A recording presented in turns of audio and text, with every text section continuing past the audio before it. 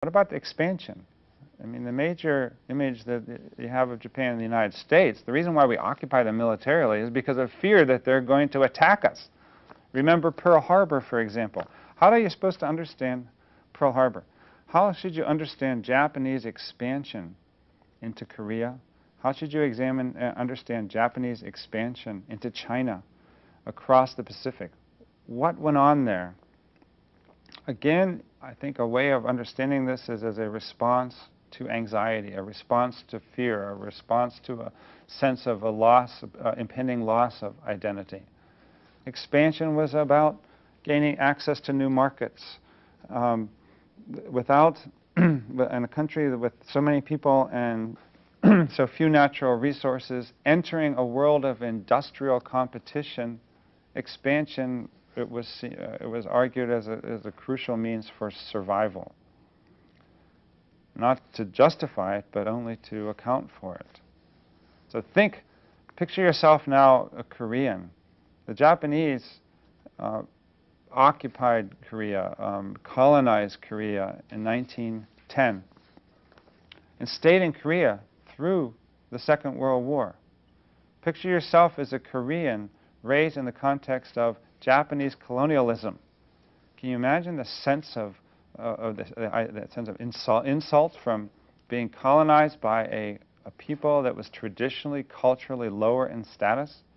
Now, what about the Japanese in China? China was the elite, the dominant cultural influence of the region.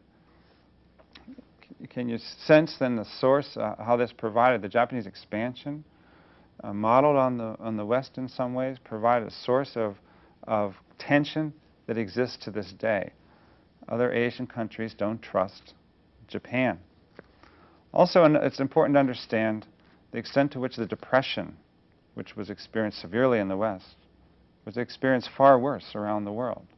I mean, the Depression, when we think about the Depression, we think about factories with no one in them, sitting idle, not producing. Well, if the factories are idle, then we're not buying raw materials from other countries to build to run the factories. Countries that depended in significant ways upon American industrial system suffered greatly, Japan among them. So the Depression in the 1930s affirmed for the Japanese the extent to which they're dependent upon the West and the dangers that they faced, or the risk they faced to their own survival in the event of some decline.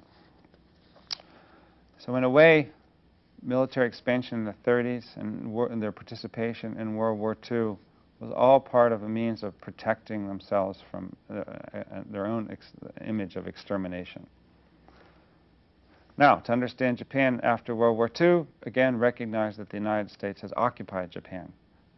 The Japanese formed a more formalized government after 1954, but a fair amount of the development that took place in Japan took place with U.S.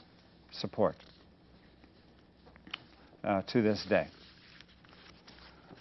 So again, if you want to gain a sense then of how it is that Japanese are so committed to the national whole, appreciate the extent to which there's anxiety about the loss of that whole.